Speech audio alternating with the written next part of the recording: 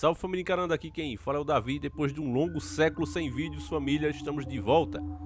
Hoje a gente vai trazer uma história aqui sobre a Chorona, uma lenda, né? Voltando aqui com os temas mais de terror. Muita gente estava sentindo falta, revivendo o nosso quadro A Hora da Meia-Noite. Quem é inscrito antigo deve lembrar desse quadro que a gente tinha aqui. Passava sempre à meia-noite, né? Hoje a gente está colocando mais cedo, mas vamos ver se a gente consegue dar continuidade. Vai depender muito da aprovação de vocês, né? Para esse quadro continuar ou não. Você sabe que cada lugar tem suas próprias lendas urbanas e histórias que acabam ganhando força popularmente e entram para o folclore local, sendo passado oralmente de geração em geração.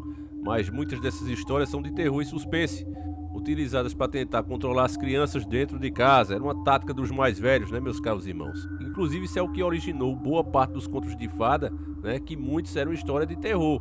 Não era aquele conto bonitinho que a Disney depois transformou, não. A maioria eram histórias pesadas, histórias que a galera gostava de contar em fogueiras mesmo, aos filhos, para ter medo mesmo, né? Naquele tempo não tinha filme de terror, então a galera fazia as suas próprias histórias de terror. Então é mais ou menos assim que surge a história da Chorona. Agora você sabe que toda lenda ela tem um fundo de verdade, né? E essa Chorona em espanhol se chama La Llorona, muito conhecida em todo o México, especialmente entre as crianças que ouvem um relato de seus pais e crescem com a ameaça da mulher misteriosa que pode raptá-las caso elas não se comportem bem. E é dela hoje que a gente vai falar especialmente. Por isso então, meus caros irmãos, pega aquele seu arroz com carne moída e vamos iniciar o nosso vídeo.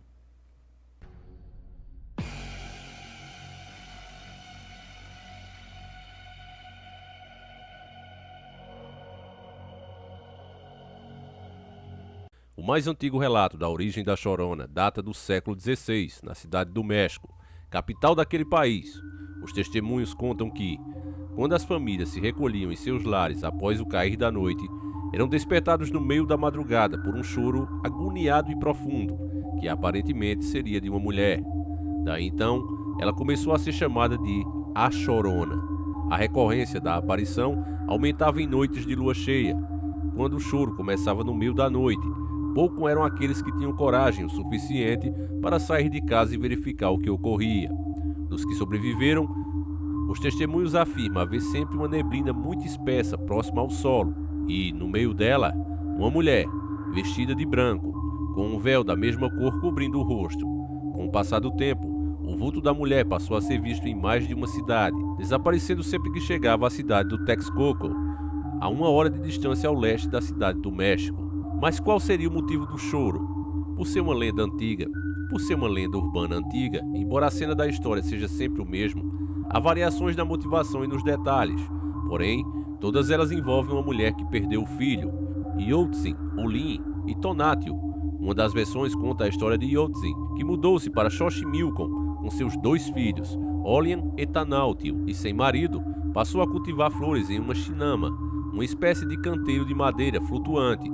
Um dia, porém, Yotzin voltava do trabalho com os filhos e viu que sua casa estava pegando fogo. Desesperada, a mulher correu para apagar o incêndio, deixando os 2 filhos no barco onde estavam. O barco flutuou à deriva por muito tempo e as crianças caíram na água, afogando-se. Yotzin ficou transtornada com a perda, chorando dia e noite sem fim. Aos poucos, ela também foi morrendo de depressão, mas seus lamentos continuam sendo ouvidos pelo povoado à noite até os dias de hoje. A vinda dos espanhóis em 1500 traz outra versão da história, da data da época em que os espanhóis chegaram às Américas, no século XVI. Nessa época, uma belíssima jovem arrebatou o coração de vários rapazes, até que um deles finalmente a conquistou. Apaixonados, os 2 se casaram e logo tiveram um filho. Um dia, quando o menino ainda era pequeno, o pai saiu para trabalhar, mas nunca mais voltou. A jovem teve que criar o filho sozinha, mas logo um rico fazendeiro lhe propôs casamento, porém com uma condição: ele não queria o filho de outro homem. Transtornada, ela voltou para casa e convidou o filho para um passeio pelo lago Texcoco. Quando lá chegaram, a mãe foi para a parte mais funda do lago e chamou pelo menino, instigando-o a ir para a parte onde não dava pé, ou seja, onde ele ficasse coberto pelas águas. Quando a criança alcançou, ela a empurrou para baixo da água, afogando-a, enquanto o menino se debatia lutando pela própria vida, até não conseguir mais se mover. A jovem deixou o corpo do menino para ser levado pelas águas, então voltou à casa do fazendeiro e lhe contou o que havia feito. Cheio de repulsa, o homem a expulsou de sua casa. Foi então naquele momento que a mulher se deu conta de que havia perdido tudo. Então ela voltou ao lago e desde então chora arrependida pela perda do filho querido. Essa sinceramente é a minha versão predileta e eu não conhecia, meus caros irmãos. A história que você viu no filme é uma terceira versão e apresentada e estrelada por Linda Cardellini. No longa, A Maldição da Chorona traz a história de uma mulher mexicana muito bela, que se apaixonou por um rapaz e apaixonados se casaram e tiveram 2 filhos. Com o passar do tempo, porém, o rapaz acabou se envolvendo com outra mulher e abandonou a família. Cheia de raiva e ciúmes, a ex-esposa resolveu se vingar do marido, tirando-lhe aquilo que lhe era mais precioso, seus 2 filhos. A mulher levou as 2 crianças até o rio e os afogou ali. Depois de um tempo, ela se deu conta do que havia feito e, enlouquecida, gritou e chorou pela morte dos meninos. E até hoje, ela se lamenta pelo que fez. Por isso, busca outras crianças na região para substituir os filhos assassinados. Essa lenda, assim como outras, tem várias outras versões, meus caros irmãos, mas eu sinceramente considero essas 3 as melhores. A minha favorita, sem dúvida, é a segunda. Eu acho mais capaz, né? Principalmente naquele tempo que tinha isso, assumir filho dos outros. É bem capaz, por ser uma lenda antiga, que isso tenha sido real. E se foi, com certeza ela foi amaldiçoada. E dessa forma vaga até os dias de hoje, procurando uma criança. Eu não digo que essas coisas são mentiras, família, porque alguma coisa aconteceu que fez essa lenda se espalhar. Você vê que cada região pode contar histórias diferentes, mas sempre tem algo do tipo. É como os arrastos de correntes, tochas e etc. Essa do choro também, muitas pessoas relatam, não é?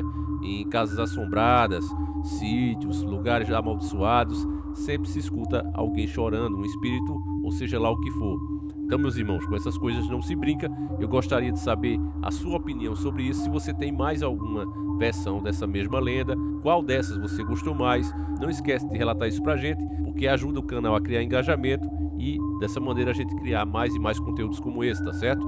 Então é isso aí, a gente vai ficando por aqui.